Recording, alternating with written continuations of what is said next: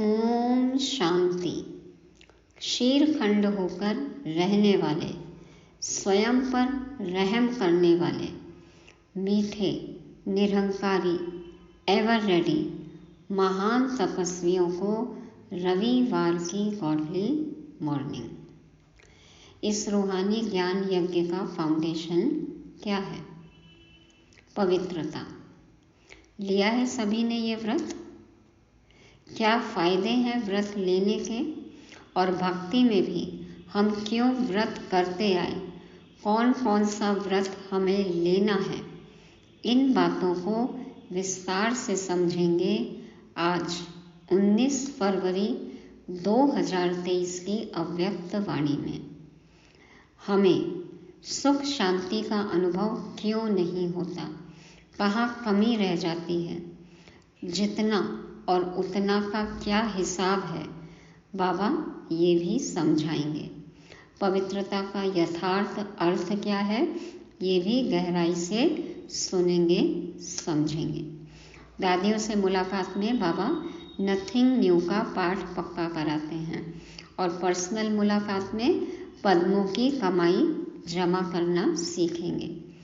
ओम शांति भवन में ये मुरली चली है 23 दिसंबर 1993 को, जिसका शीर्षक है पवित्रता के दृढ़ व्रत द्वारा वृत्ति का परिवर्तन।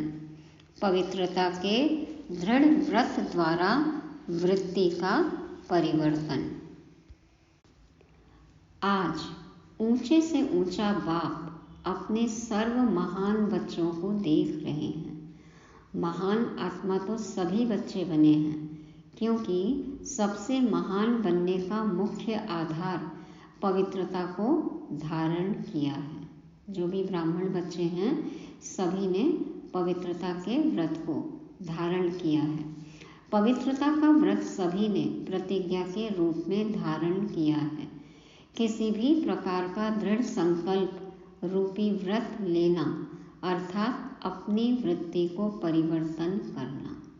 किसी भी प्रकार का दृढ़ संकल्प रूपी व्रत लेना अर्थात अपनी वृत्ति को परिवर्तन करना।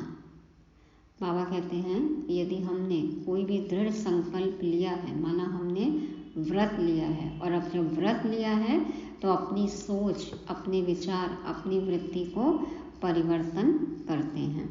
दृढ़ व्रत वृत्ति को बदल देता है। इसलिए ही भक्ति में व्रत लेते भी हैं और व्रत रखते भी हैं। कसम उठाते हैं ना, प्रतिज्ञा करते हैं, नियम मर्यादा में चलते हैं। तो बाबा कहते हैं दृढ़ व्रत वृत्ति को बदल देता है। इसलिए ही भक्ति में व्रत लेते भी हैं और व्रत रखते भी हैं। व्रत लेना अर्थात मन में संकल्प करना और व्रत रखना अर्थात स्थूल रीति से परहेज करना। व्रत लेते हैं मतलब मन में दृढ़ संकल्प करते हैं कि हम आगे से ऐसे नहीं करेंगे, और व्रत रखना माना जो खान पान की परहेज रखते हैं, स्थूल रीति से परहेज करना, चाहे खान पान की चाहे चाल चलन की। लेकिन दोनों का लक्ष्य व्रत द्वारा वृत्ति को बदलने का है। व्रत लिया मतलब दृढ़ संकल्प किया कि स्वयं को बदलेंगे या कोई आदत है उसको बदलेंगे। तो बाबा कहते हैं दोनों का लक्ष्य व्रत द्वारा वृत्ति को बदलने का है। चाहे आप व्रत लो और चाहे व्रत रखो। आप सभी ने भी पवित्रता का व्रत लिया और वृत्ति श्रेष्ठ बनाई। सर्व आत्माओं के प्रति क्या वृत्ति बनाई? आत्मा भाई भाई हैं, ब्रदरहुड। इस वृत्ति से ही ब्राह्मण महान आत्मा बने। यह व्रत तो सभी का पक्का है ना? बाबा पूछ रहे हैं कि सबको आत्मा आत्मा भाई भाई के रूप में देखते हैं। ये व्रत पक्का है सभी का, भाईचारे का, ब्रदरहुड का। ब्राह्मण जीवन का अर्थ ही है पवित्र आत्मा, और ये पवित्रता ब्राह्मण जीवन का फाउंडेशन है।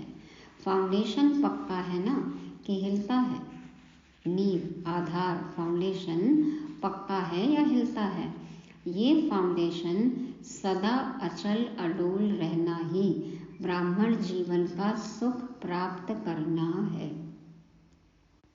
यदि हमारी पवित्रता खंडित नहीं होती है तो ही हम ब्राह्मण जीवन के सुख उठा सकते हैं, अनुभव कर सकते हैं। कभी कभी बच्चे जब बाप से रूह रिहान करते अपना सच्चा चार्ट देते हैं तो क्या कहते हैं कि जितना अतीन्द्रिय सुख, जितनी शक्तियाँ अनुभव होनी चाहिए उतनी नहीं है, या दूसरे शब्दों में कहते हैं कि हैं लेकिन सदा नहीं है। बाबा से क्या बात करते हैं कि जितने अतीन्द्रिय सुख, जितनी शक्तियों का अनुभव होना चाहिए उतना हमें अनुभव नहीं होता है, या फिर होता भी है तो सदा के लिए नहीं होता है। इसका कारण क्या? कहने में तो मास्टर सर्वशक्तिमान कहते हैं। अगर पूछेंगे कि मास्टर सर्वशक्तिमान हो तो क्या कहेंगे? ना तो नहीं कहेंगे ना, कहते तो हाँ हैं। बाबा कोई भी प्रश्न पूछते हैं तो हम हाँ कहते हैं। बाबा कुछ पूछते हैं, बोलते हैं तो हम फट से हाथ उठा देते हैं। तो बाबा कहते हैं कहने में तो हाँ कह देते हैं। मास्टर सर्वशक्तिमान हैं तो फिर शक्तियाँ कहाँ चली जाती हैं? और हैं ही ब्राह्मण जीवनधारी, नामधारी नहीं है, जीवनधारी है। माना हम कुक वंशावली नहीं है, हमारे आचरण में है ब्राह्मण जीवन की मर्यादाएं, नियम। तो बाबा कहते हैं नामधारी नहीं है, जीवनधारी है। हमारा संकल्प, बोल, कर्म जो बाबा ने बताया है उस अनुसार है। ब्रह्मा मुख वंशावली ब्राह्मण हैं हम। तो बाबा कहते हैं आप नामधारी नहीं हो, जीवनधारी हो। ब्राह्मणों के जीवन में संपूर्ण सुख शांति की अनुभूति न हो, वह ब्राह्मण सर्व प्राप्तियों से सदा संपन्न न हो तो सिवाय ब्राह्मणों के और कौन होगा? यदि हम ब्रह्मा मुख वंशावली, यदि हम ही संपूर्ण सुख शांति का अनुभव नहीं कर रहे हैं, सर्व प्राप्तियों से संपन्न नहीं हैं, तो फिर हमारे अलावा और कौन होगा? और कोई हो सकता है? ब्राह्मण ही हो सकते हैं ना। बाबा के बच्चे ही ब्राह्मण ही हो सकते हैं ना। आप सभी अपना साइन क्या करते हो? बीके फलानी, बीके फलाना कहते हो ना, पक्का है ना। बीके का अर्थ क्या है? ब्राह्मण। तो ब्राह्मण की परिभाषा यह है। आज बाबा ने ब्राह्मण की परिभाषा बताई, क्या कि नामधारी ब्राह्मण ने जीवनधारी, सदा संपूर्ण सुख शांति का अनुभव करना है, प्राप्तियों से संपन्न होना है और पवित्रता का आधार पक्का हो, अचल अडोल हो। तो ये है ब्राह्मण की परिभाषा। वृत्ति को परिवर्तन करने वाले, दृढ़ संकल्प रूपी व्रत लेने वाले, रखने वाले, ये है ब्राह्मण की परिभाषा और विशेषताएं। अब बाबा बताते हैं जितना और उतना शब्द क्यों निकलता है। कहते हो सुख शांति की जननी पवित्रता है। जब भी अतीन्द्रिय सुख व स्वीट साइलेंस का अनुभव कम होता है, इसका कारण पवित्रता का फाउंडेशन कमजोर है।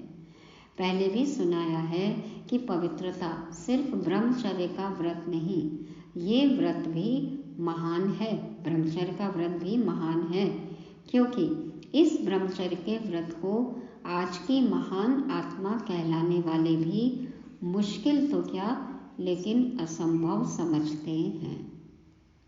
बाबा कहते हैं जो आत्माएं ब्रह्मचर्य का पालन करती हैं तो वो भी मेहनत तो करती हैं ना, क्योंकि और तो सब उस बात को असंभव समझते हैं, मुश्किल भी नहीं, असंभव समझते हैं। लेकिन फिर भी वो यदि इस व्रत का पालन करती हैं, ब्रह्मचारी हैं, तो बाबा कहते हैं ये भी व्रत महान है। तो असंभव को अपने दृढ़ संकल्प द्वारा संभव किया है और सहज पालन किया है, इसलिए ये व्रत भी धारण करना कम बात नहीं है।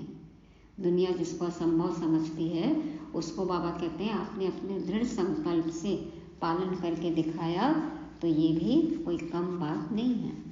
बाप दादा इस व्रत को पालन करने वाली आत्माओं को दिल से दुआओं सहित मुबारक देते हैं। जो ब्रह्मचर्य का पालन करते हैं बाबा उनको भी दुआएं देते हैं, दिल से मुबारक देते हैं।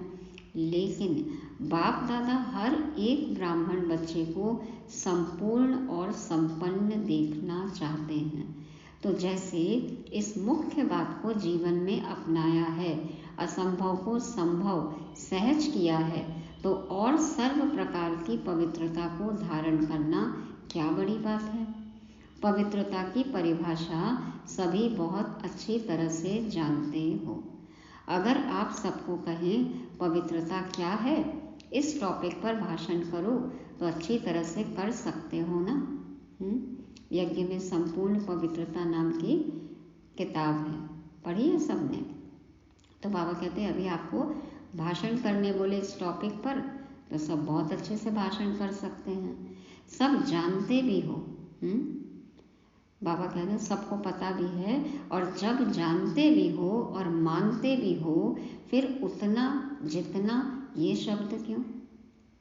जब किताब हमने पढ़ी, मुरलियों में हमने सुना, जब हमें सब कुछ पता है, क्या पॉइंट्स हैं, क्या नियम मर्यादाएं हैं, तो बाबा कहते हैं मानते भी हो इस बात को, फिर उतना जितना ये शब्द क्यों। कौन सी पवित्रता कमजोर होती है, जो सुख शांति और शक्ति की अनुभूति कम हो जाती है। बाबा पूछ रहे कौन सी पवित्रता कमजोर हो जाती है। ब्रह्मचर्य तो है ही, लेकिन मनसा वाचा कर्मणा तन मन धन समय श्वास संकल्प संबंध संपर्क सब कुछ पवित्र होना चाहिए ना, दृष्टि वृत्ति सब कुछ। तो बाबा कहते हैं कौन सी पवित्रता कम हो जाती है, कौन सी पवित्रता कमजोर पड़ जाती है, जो सुख शांति और शक्ति की अनुभूति कम हो जाती है। पवित्रता किसी न किसी स्टेज में अचल नहीं रहती, तो किस रूप की पवित्रता की हलचल है उसको चेक करो।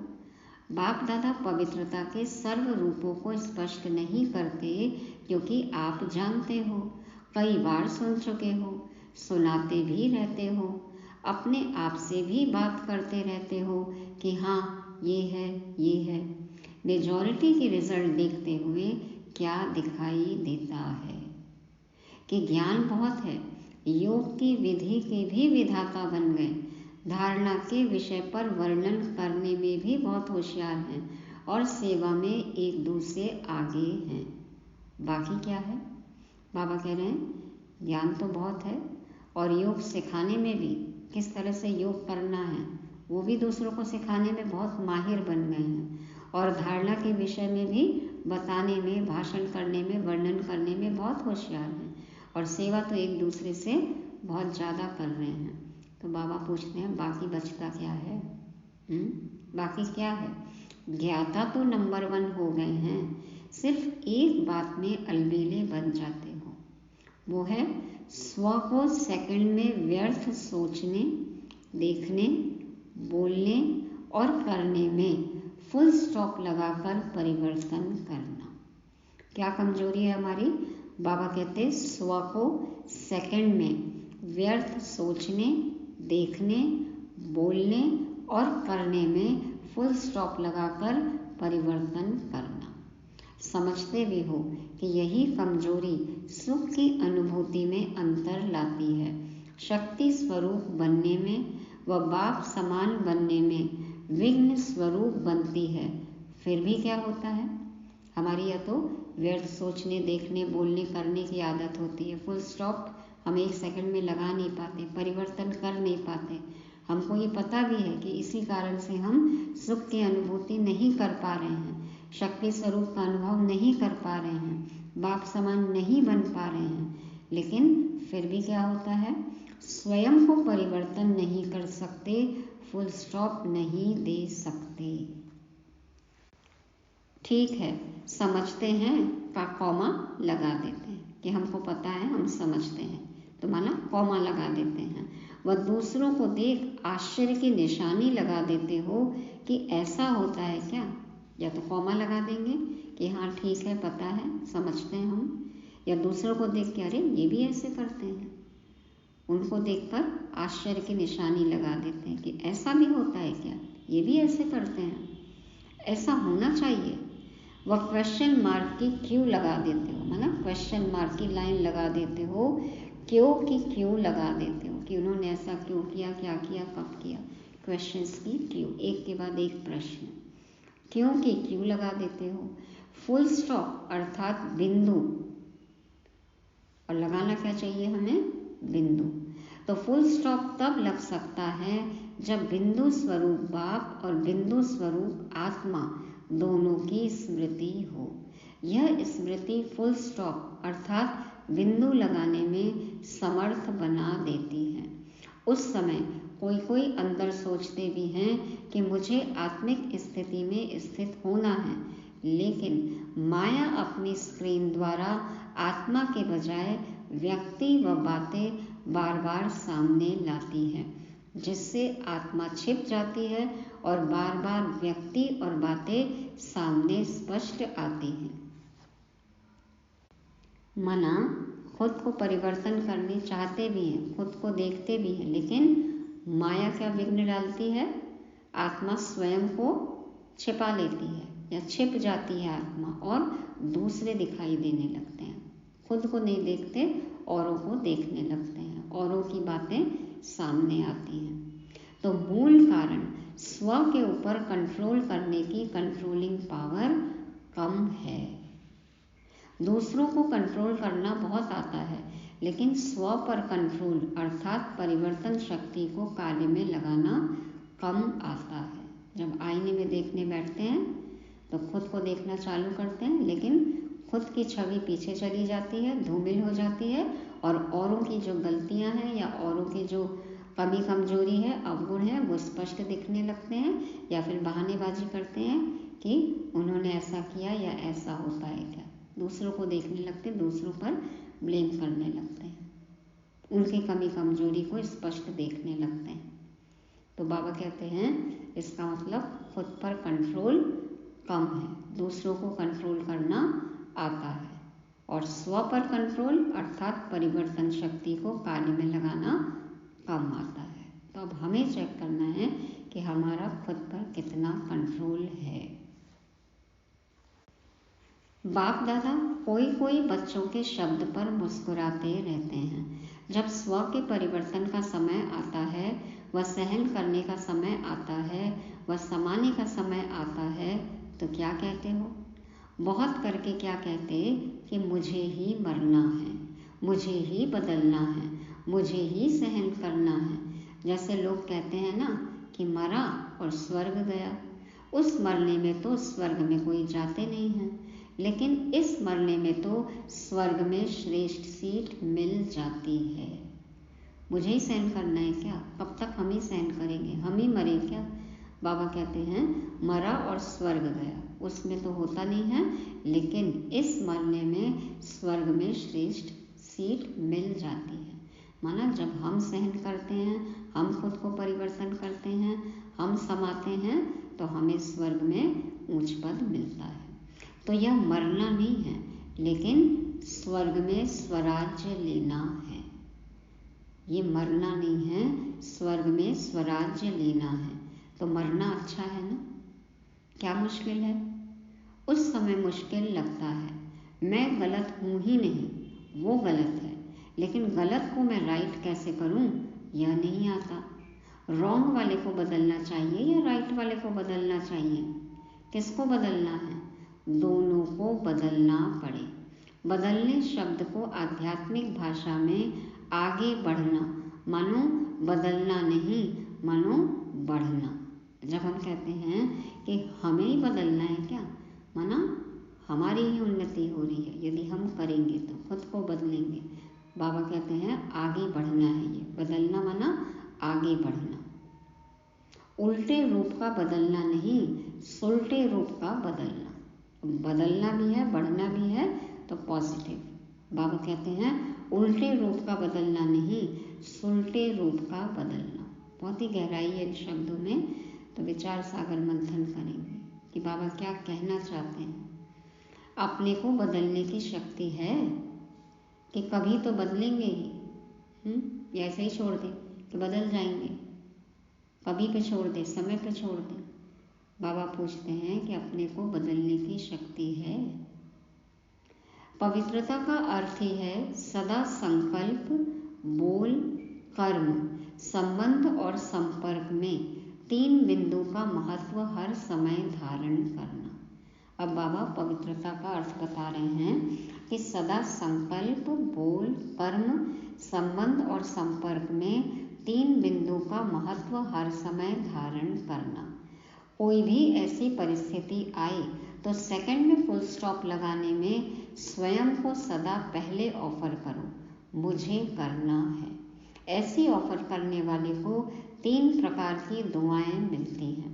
पहला, स्वयं को स्वयं की भी दुआएं मिलती हैं, खुशी मिलती है। दूसरा, बाप द्वारा। और तीसरा, जो भी श्रेष्ठ आत्माएं ब्राह्मण परिवार की हैं उन्होंने द्वारा भी दुआएं मिलती हैं। यदि हम 1 सेकंड में फुल स्टॉप लगाते हैं, खुद को बदलने के लिए पहले ऑफर करते हैं कि मुझे करना है, तो बाबा कहते हैं इस तरह से पहल करने वाले को दुआएं मिलती हैं, खुद से भी, बाप से भी और परिवार से भी। तो मरना हुआ या पाना हुआ, क्या कहेंगे? पाया ना। तो फुल स्टॉप लगाने के पुरुषार्थ को व कंट्रोलिंग पावर द्वारा परिवर्तन शक्ति को तीव्र गति से बढ़ाओ। अलबेलापन नहीं लाओ, ये तो होता ही है, ये तो चलना ही है। ये अलबेलेपन के संकल्प हैं। अलबेलापन परिवर्तन कर अलर्ट बन जाओ। बाबा कह रहे हैं ये तो होता ही है, ये तो चलना ही है, ऐसा तो होगा ही। ये सब अलबेलेपन के संकल्प हैं। इसको परिवर्तन करना है, अलर्ट बनना है। अच्छा, चारों ओर के महान आत्माओं को, सर्वश्रेष्ठ पवित्रता के व्रत को धारण करने वाली आत्माओं को, सदा स्व को सेकंड में फुल स्टॉप लगाए श्रेष्ठ परिवर्तक आत्माओं को, सदा स्वयं को श्रेष्ठ कार्य में निमित्त बनाने की ऑफर करने वाली आत्माओं को, सदा 3 बिंदु का महत्व प्रैक्टिकल में धारण कर दिखाने वाली बाप समान आत्माओं को बाप दादा का याद प्यार और नमस्ते। खुद से, खुदा से माना बाप से और ब्राह्मण परिवार से दुआएं कमाने वाले हम रूहानी ब्राह्मणों का रूहानी बाप दादा को याद प्यार, गुड मॉर्निंग और नमस्ते। शुक्रिया बाबा, शुक्रिया। अब है दादियों से मुलाकात। सभी आप लोगों को देखकर खुश होते हैं। क्यों खुश होते हैं? बाबा सभी से पूछ रहे हैं क्यों खुश होते हैं? दादियों को देख खुश होते हो ना?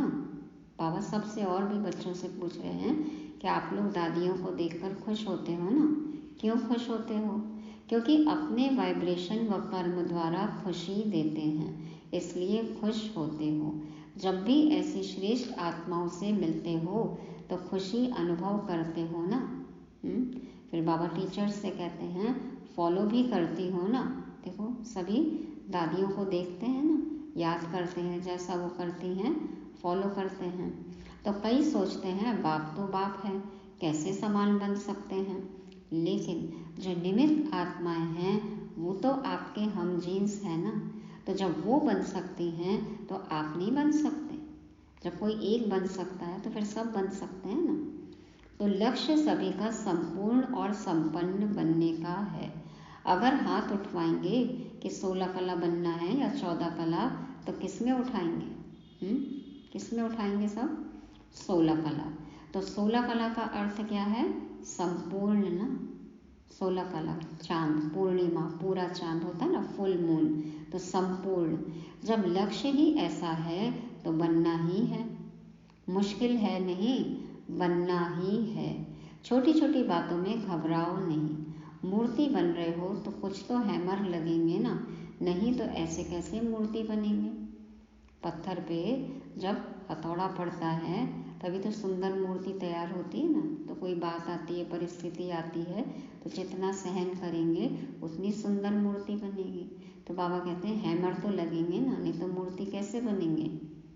जो जितना आगे होता है उसको तूफान भी सबसे ज़्यादा क्रॉस करने होते हैं, लेकिन वो तूफान उन्हों को तूफान नहीं लगता, तोहफा लगता है। ये तूफान भी गिफ्ट बन जाती है अनुभवी बनने की। तो तोहफा बन गया ना। तो गिफ्ट लेना अच्छा लगता है या मुश्किल लगता है? तो ये भी लेना है, देना नहीं है। देना मुश्किल होता है, लेना तो सहज होता है। ये नहीं सोचो मेरा ही पार्ट है क्या, सब विघ्नों के अनुभव मेरे पास ही आने हैं क्या। वेलकम करो, आओ, ये गिफ्ट है। ज़्यादा में ज़्यादा गिफ्ट मिलती है, इसमें क्या। ज़्यादा एक्यूरेट मूर्ति बनना अर्थात हैमर लगना। हैमर से ही तो उसे ठोक ठोक करके ठीक करते हैं। आप लोग तो अनुभवी हो गए हो, नथिंग न्यू। बाबा कहते हैं नथिंग न्यू। खेल लगता है, देखते रहते हो और मुस्कुराते रहते हो, दुआएं देते रहते हो। टीचर्स बहादुर हो या कभी कभी घबराती हो। ये तो सोचा ही नहीं था ऐसे होगा, पहले पता होता तो सोच लेते। डबल फॉरेनर्स समझते हो, इतना तो सोचा ही नहीं था कि ब्राह्मण बनने में भी ऐसा होता है। जब कोर्स किया तो पता ही नहीं था कि ऐसा भी होगा आगे चल के। बाबा पूछ रहे, इतना तो सोचा ही नहीं था। सोच समझ कर आए हो ना, या अभी सोचना पड़ रहा है? पूछ रहे बाबा, सोच लिया, सोच समझ के आए हो या आप सोच रहे हो?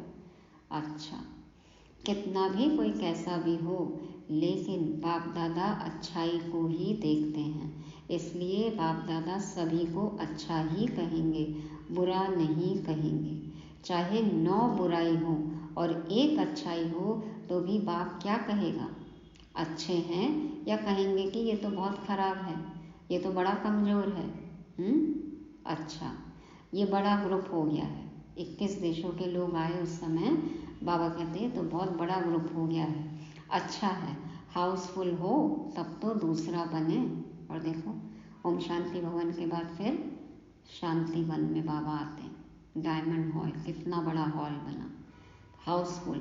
अभी तो वो भी फुल होने लग गया, बाहर बैठते हैं, कितने टर्न होते हैं।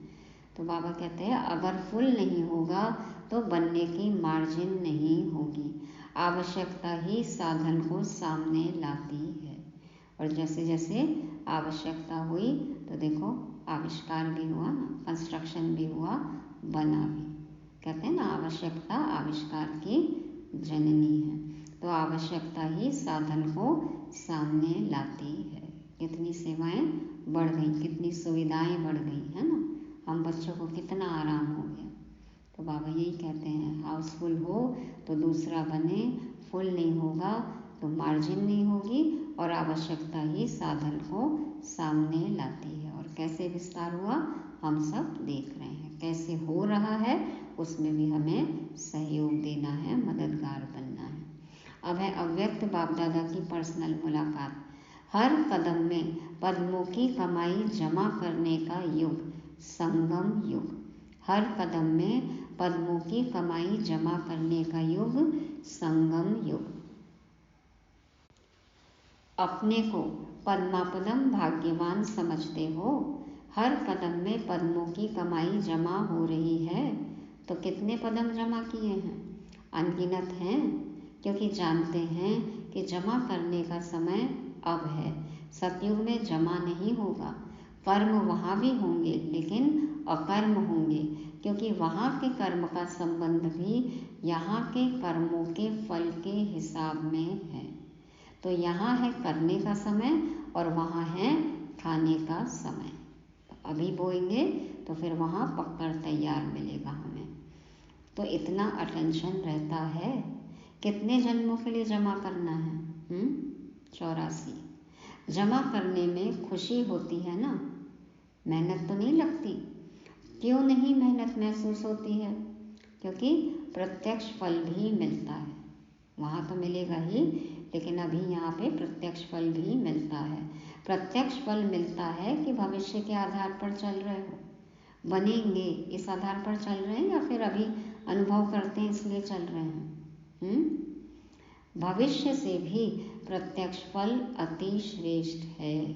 सदा ही श्रेष्ठ कर्म और श्रेष्ठ प्रत्यक्ष फल मिलने का साधन है कि सदा ये याद रखो कि अब नहीं तो कब नहीं, अभी नहीं तो कभी नहीं, नाउ और नेवर। जैसे नाम है डबल फॉरेनर्स, तो डबल का टाइटल बहुत अच्छा है। तो सब में डबल, खुशी में, नशे में, पुरुषार्थ में, सब में डबल, सेवा में भी डबल, और रहते भी सदा डबल हो, कंबाइंड, सिंगल नहीं। इतना अच्छा बताया बाबा ने कि डबल फॉरेनर्स हो तो सभी के लिए है ना। तो बाबा कहते हैं डबल खुशी हो, डबल नशा हो, पुरुषार्थ भी डबल हो, सेवा में भी डबल हो, रहते भी डबल हो। डबल माना कंबाइंड, बाप और आप, सिंगल नहीं। कभी डबल होने का संकल्प तो नहीं आता। कभी आता है डबल होने का संकल्प? लौकिक के लिए पूछ रहे बाबा। कंपनी चाहिए या कंपेनियन चाहिए? चाहिए तो बता दो।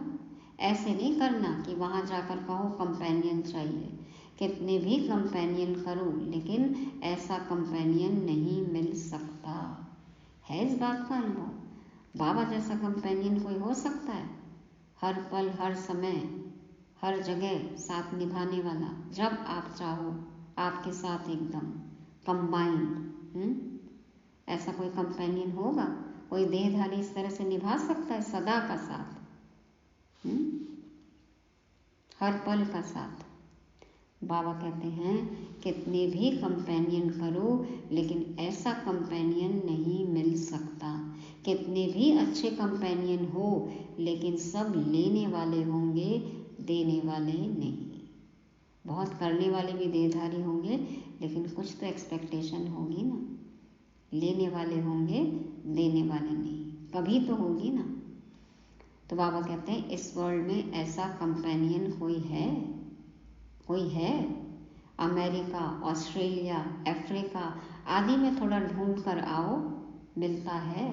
देखो बाबा चैलेंज दे रहे हैं कि वर्ल्ड के कोई भी देश में घूम कर आ जाओ, ऐसा मिलेगा बाप जैसा? क्योंकि मनुष्य आत्माएं कितने भी देने वाले बने फिर भी देते देते लेंगे जरूर। कितना भी कोई दे लेकिन कुछ न कुछ तो एक्सपेक्टेशन होगी, कुछ न कुछ तो उम्मीद है, कुछ न कुछ तो रिटर्न चाहिए, कभी न कभी तो चाहिए।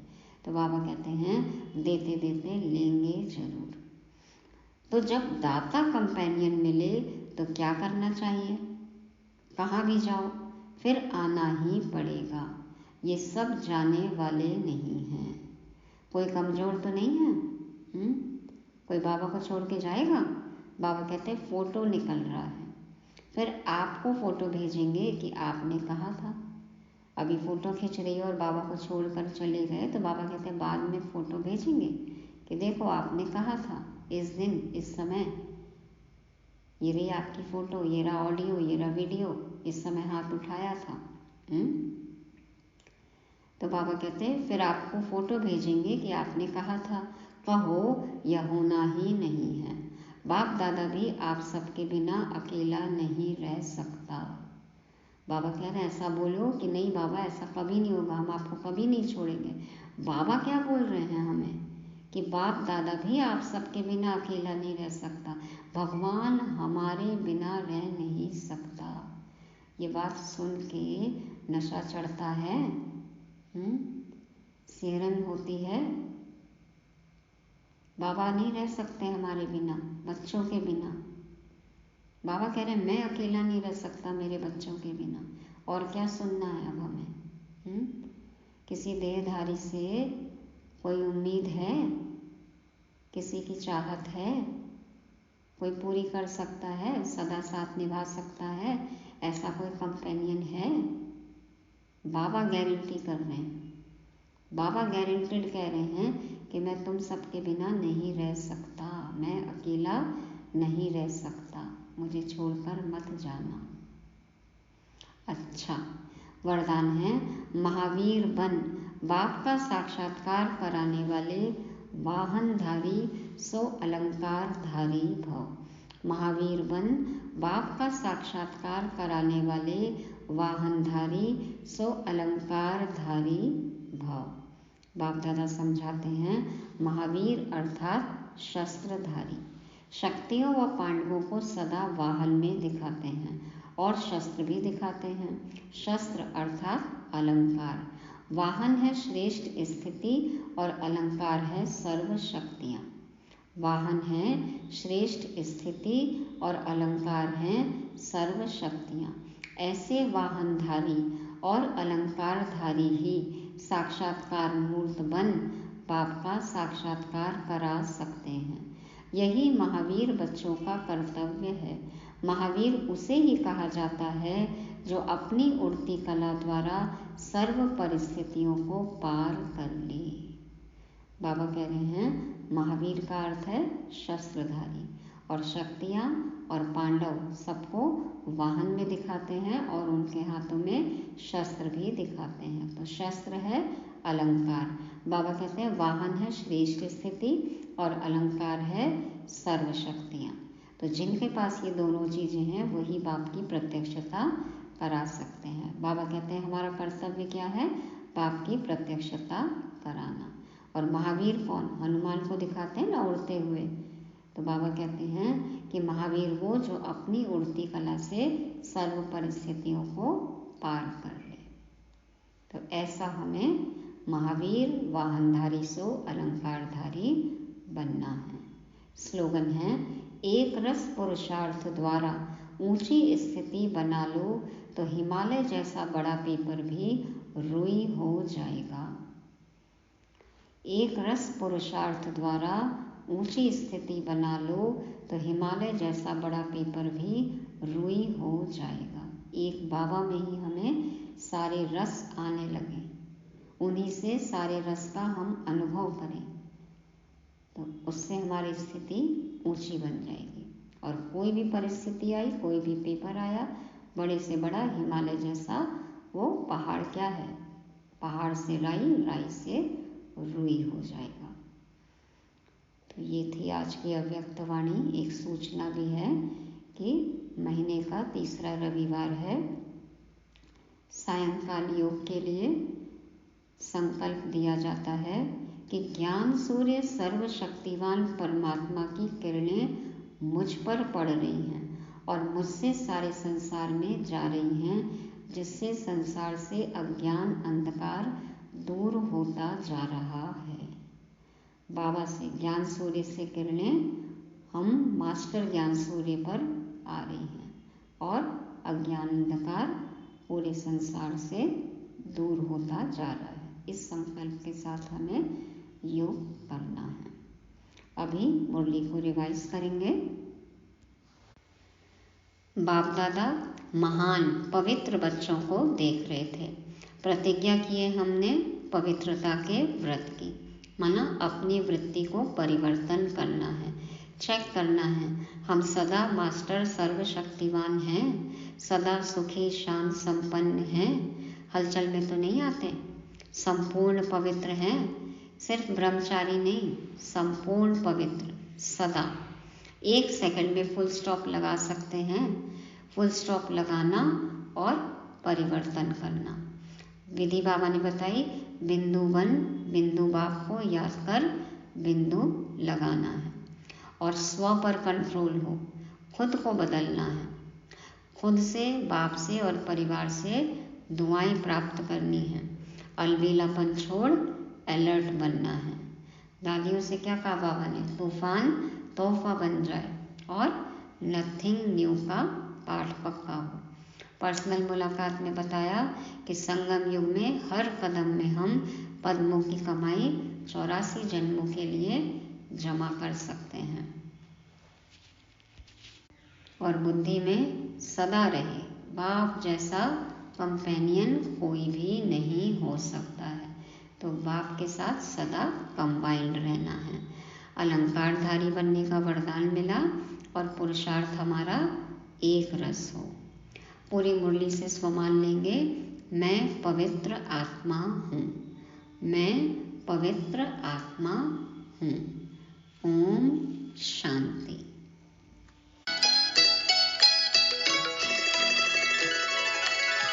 यही अनादि रंग है अपना, यही तो आदि स्वरूप है।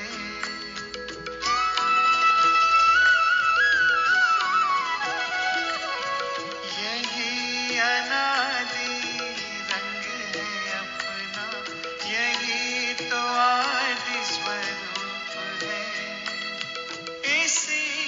शांति की छाया है, इसी में सुख की धूप है। कल्प कल्प के भाग्य भवन की ये आधारशिला, जिसकी सुगंध से जीवन में सुख ही सुख मिला, जिसकी सुगंध से जीवन में सुख ही सुख मिला।